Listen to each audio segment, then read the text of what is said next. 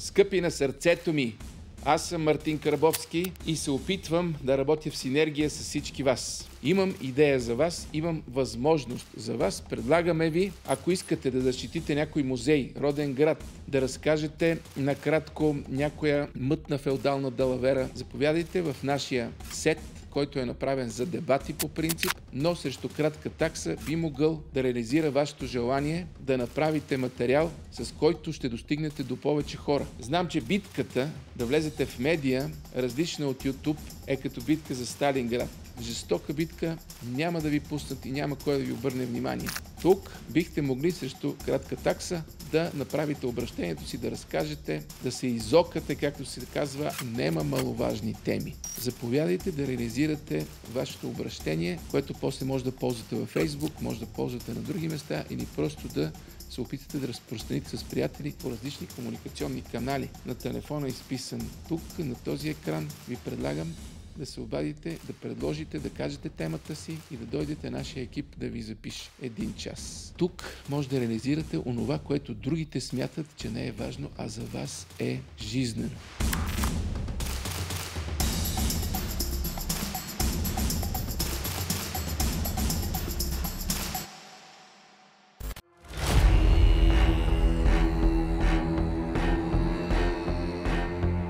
Има хора, които не гледат новините, те ги разбират отвътре.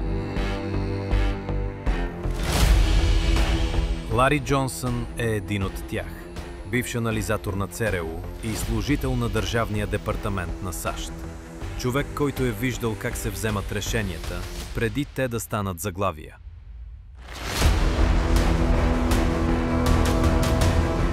Лари Джонсън е от онези редки гласове, които все още могат да кажат: аз бях там, знам как работи. От началото на 90-те години той говори за това, което системата обикновено прикрива. Как политиката изкривява информацията. Как разузнаването се използва като инструмент за пропаганда. И защо днешните операции за демокрация приличат повече на контрол, отколкото на свобода. Истината не е тайна, тя просто е непоканена. Ако вярваш на всичко, което правителството казва за войната, ти не си гражданин, ти си зрител. Джонсън беше сред първите, които предупредиха, че войната в Украйна не е за територии, а за илюзии. Украйна е мъртъв човек, който още върви, и всички се правят, че не го забелязват. Той не говори с лозунги, а с факти. Работи с данни, с източници и с памет. Онази, която институциите често губят нарочно. Днес Лари Джонсън пише и коментира за независими платформи, без сценарий. Днес ще го видите такъв какъвто е. Човек, който не дължи лоялност на никого, освен на реалността. Лари Джонсън, специално за каналите на Карбовски, обяснява историята зад заглавията.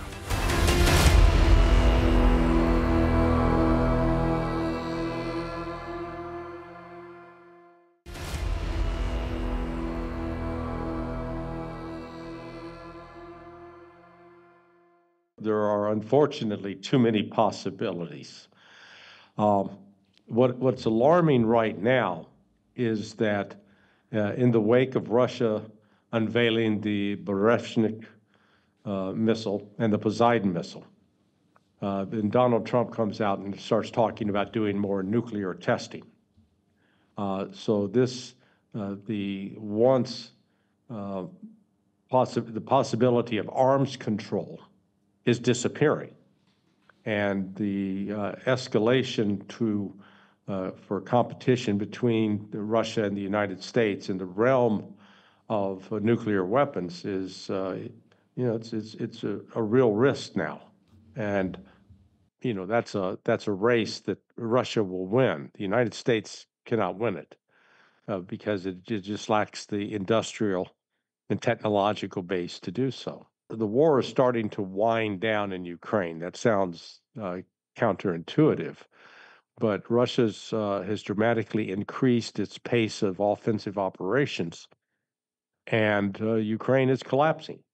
But they're in denial, and most of the West is in denial. But there's going to come a moment where the West is going to have to acknowledge that it has, in fact, Ukraine has lost and NATO has lost.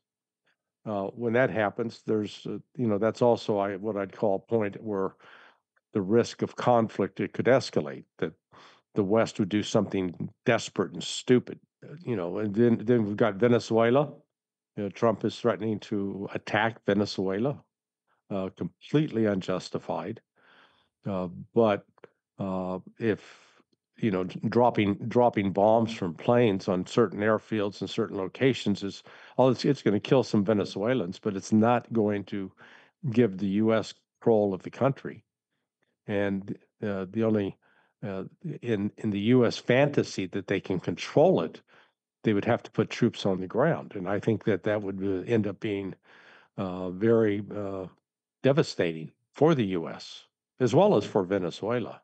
I don't call what's going on in Gaza a war. I call that a genocide, because it's a slaughter of largely innocent, largely people who are not carrying weapons, who are not armed, who aren't trained to fight. And Israel continues to engage in the most reprehensible behavior. Bombing in Lebanon, bombing in Syria, bombing in Yemen. They're literally out of control. I'll make this bold prediction, and it'll turn out maybe to be wrong, but I don't think that Israel is going to be foolish enough to launch an attack on Iran, because Iran has taken appropriate steps since June 24th to build up its relationships with China and with Russia, and has militarily is in a much stronger position to retaliate in greater force against Israel. I think if Israel was foolish enough to try to attack Iran again, we could actually be looking at the very end of Israel as a country. It's an unsettled world.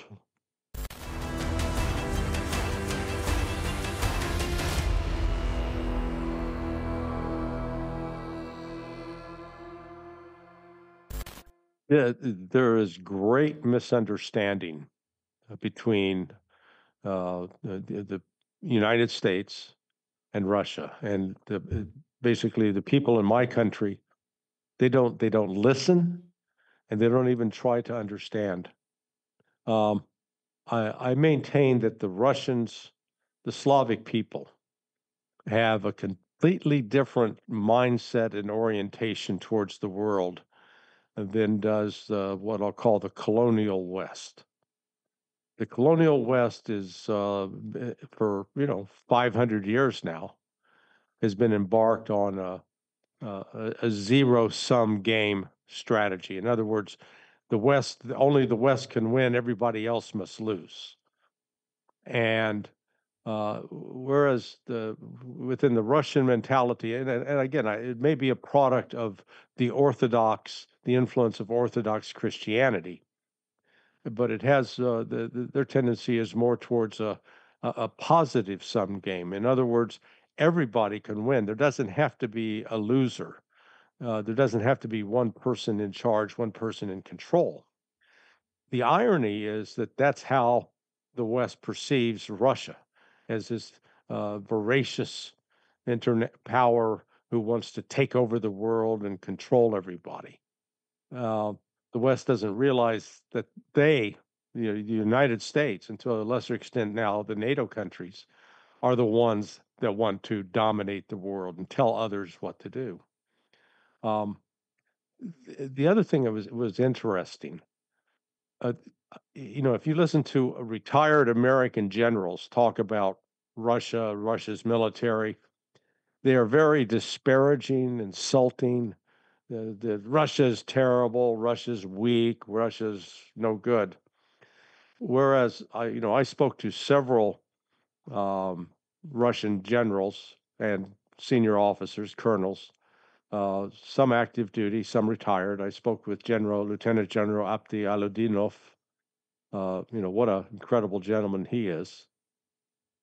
He's Muslim. He's not Orthodox, but he's a Russian patriot. General Evgeny Buzinsky is another. But from all the military guys they talked to, and then again, a couple of military correspondents, when I tried to draw them out on their views on the West, they always spoke with respect. They were never insulting. They were respectful. It's that different mindset which conveyed to me that the Russians are far more serious people because they understand, you're not going to get anywhere by insulting somebody. Move the insults to the side, figure out what you can do to build a relationship. And frankly, that's part of the problem we have in the United States right now with Donald Trump. He insults, he disparages. He's really the master of the zero-sum game. So when he meets with Putin, he'll initially try to flatter him, but then, if Putin doesn't do what he wants, then he'll insult him. Whereas, look at Putin. He stays even-keeled, very, he's not going to get emotional and he's not going to lash out. He tries to be very analytical in his approach. So those are the big differences I saw.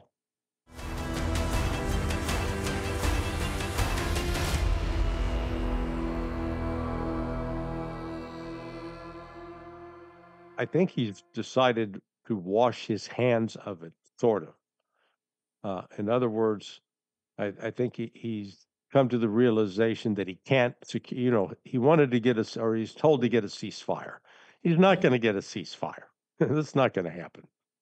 He has vetoed, though, apparently, sending Tomahawk missiles to Ukraine, even though the Pentagon reportedly has approved, saying, "Oh yeah, we could, so we've got enough to send."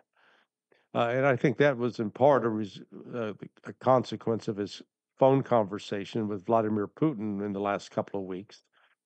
And I think Putin made it very clear to him. He says that if you introduce Tomahawk missiles and they strike inside of Russia, we will view the United States as a target. You will leave me no choice, but we will target Washington, D.C. I think Putin conveyed that, not as a threat, but just as to say, look, you're opening right now, the expression in English is a can of worms. You open this can and all these worms come crawling out and you lose control of it. In fact, that was one of the other things that I came away with from my visit and conversations with people in Moscow.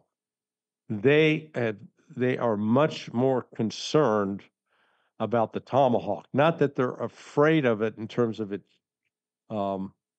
leading to the defeat of Russia. No, but they are concerned because it can carry a nuclear warhead. And they recognize that if they're in the position of having to deal with a Tomahawk coming at them, they're going to have to assume that it has a nuclear weapon on board, which means Russia's going to fire nuclear weapons at the United States. And nobody wants that. They absolutely do not want that. But that's sort of the foolishness that is coming out of Washington right now.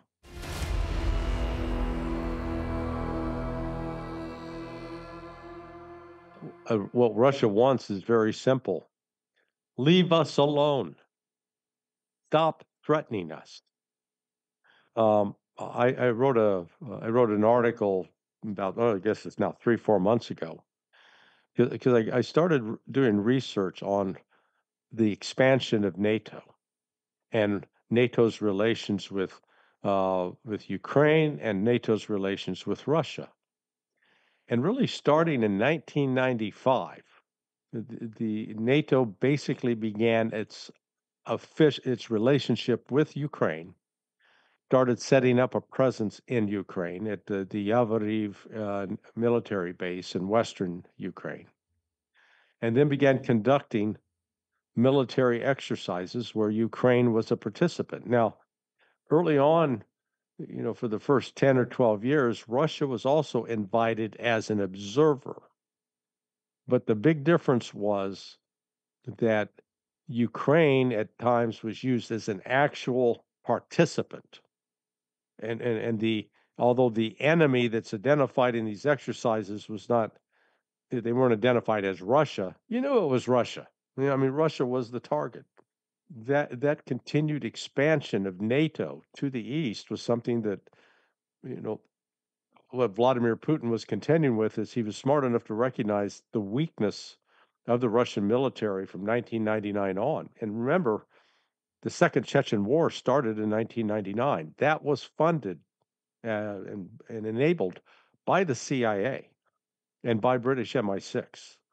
The relationship that the CIA had developed with radical Sunni extremists in Afghanistan, they were then employed in Chechnya.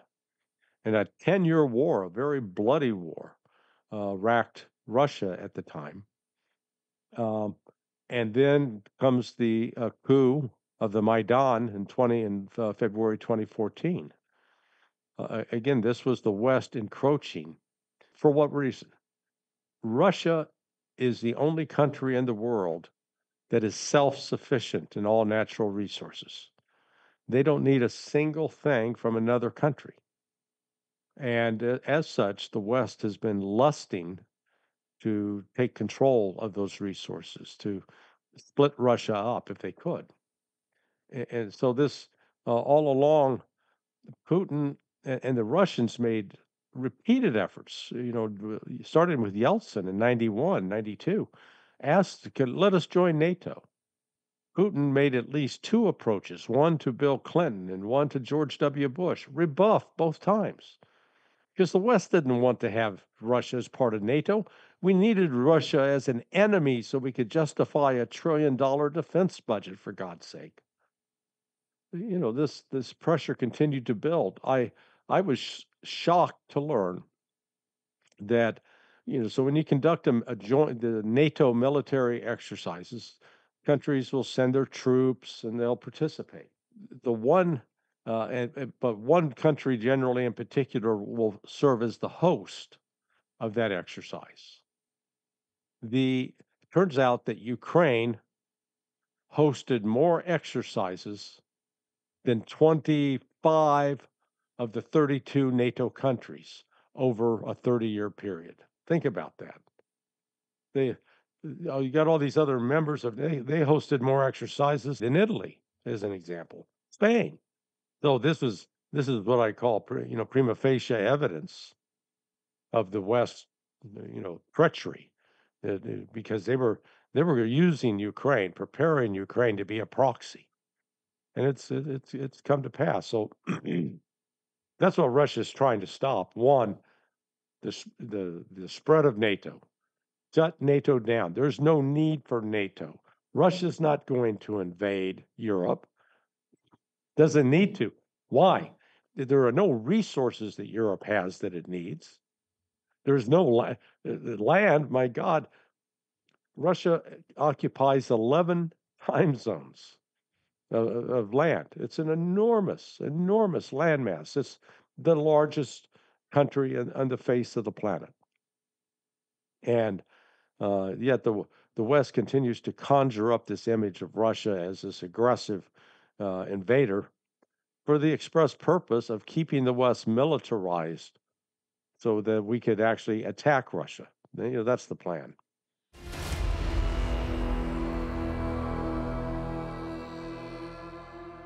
Russia outproduces NATO by totally. NATO itself doesn't produce any new modern battle tanks. NATO's credited with Poland buying 56 tanks that South Korea built. But it's estimated that Russia has built in 2024 80 new main battle tanks. So on tanks, Russia is superior to all of NATO. We're not just talking one country, to all of NATO with respect to the production of artillery shells. Again, Russia produces more than all of NATO by a factor of 3-to-1 to 4-to-1. Drones, Russia again dominates. produces 2 to 3 times as many as all of NATO. That's U.S. and all of Europe. There's not one area that you can point to where Europe produces more of a particular weapon than Russia. Not one. And then on top of that, Russia has, in terms of military strength, has actually more combat veterans and still deployed than all of NATO. So it's just, NATO is indulging a fantasy that they're strong and that they're militarily potent. They're not. They are militarily impotent, in my view.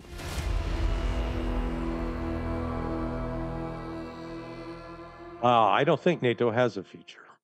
I think the end of the war in Ukraine will set in motion a number of dynamics that will actually tear NATO apart.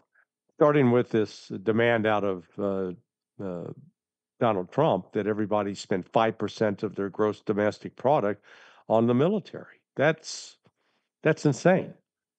I think political pressures in several countries will rise, where the money needs to be spent domestically and improving education and improving infrastructure, not on filling the pockets of military industrialists.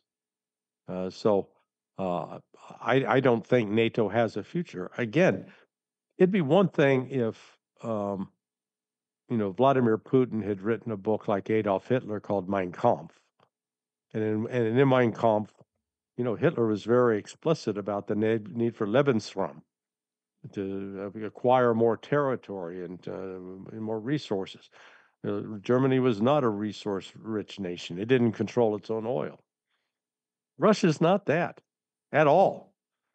In fact, what Russia has embarked on now, and I think it has been both inspired by the special military operation, is the building up the infrastructure of BRICS and expanding BRICS and creating an alternative economic system that falls outside of the control of the West. The other objective in this, and this goes back to one of your earlier questions, Russia is very serious about demilitarizing Ukraine. So making sure that Ukraine will no longer be in a military position to attack Russia. And in the process, they're really demilitarizing NATO.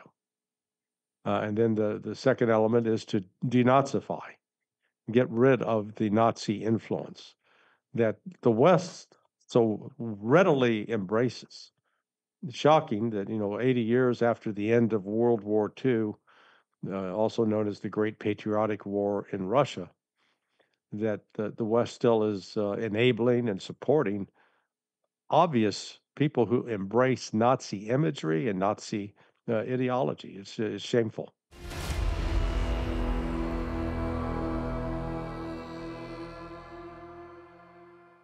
Yeah, that's like saying, I tell you, the sun rises in the east. Oh, that's Russian propaganda. Dogs are born with 4 legs. Oh, that's Russian propaganda. You make wine from grapes. God, that's a Kremlin lie. All you got to do is look at the pictures. Listen to the words. They wear the national. They've got them tattooed on their body, for God's sake. But the Azov battalion, the members of that. What I find stunning is that you get people that will say that. Oh, that's Russian propaganda. Like I said, so is saying that the sun rises in the east. That's Russian propaganda.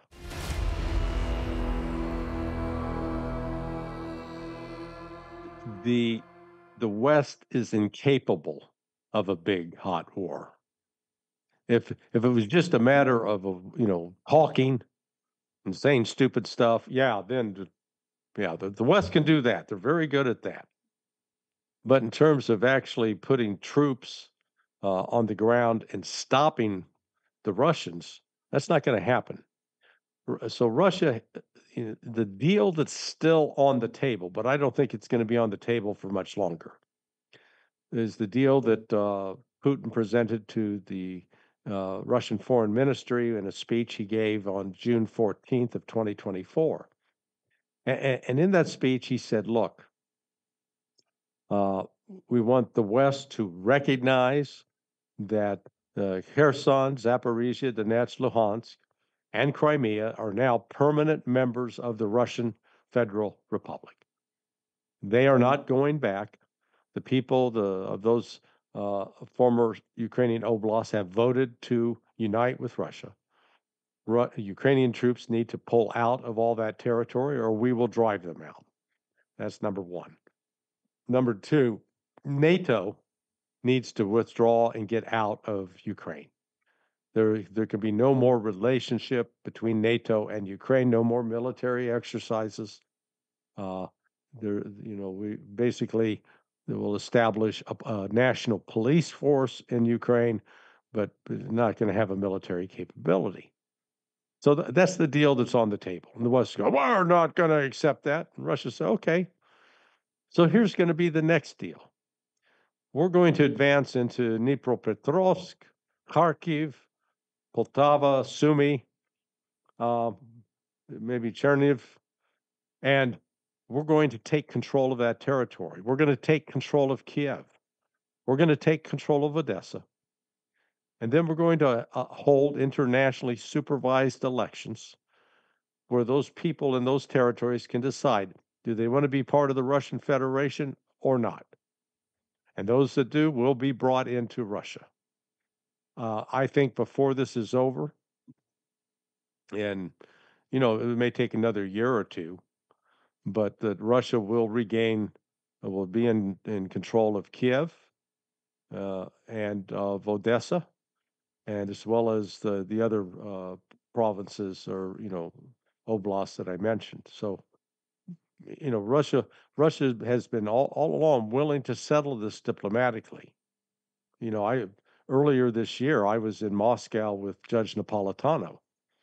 We sat down with Sergei Lavrov, the foreign minister, and he's a great guy to speak to. Very, very intelligent. No nonsense. He's not and he's not a fool. But he said, look, we had an agreement in May or April of 2022. He says the agreement we signed off on was actually brought to the table by the Ukrainians. And at that time, we were willing to let Ukraine retain control of Donetsk and Luhansk. Zaporizhia and Kherson weren't even on the table. And all Russia was seeking was guarantees of the protection of Russian-speaking people. But the Nazis that are at the heart of this Ukrainian government, and then with Joe Biden, Lloyd Austin, then Secretary of Defense, and Boris Johnson, told the Ukrainians, no way in hell can you do this. They threatened Zelensky. And actually, they were working in tandem with the oligarchs because Zelensky is not he's not the mastermind of this. He's not running this. He's a tool. He is the highest paid actor now in history, I think. Because he's playing a role as the leader of the pack. But it's actually these oligarchs that remain in Ukraine that are profiting off the war and that run criminal enterprises. They got to keep the war going because it's all about the money.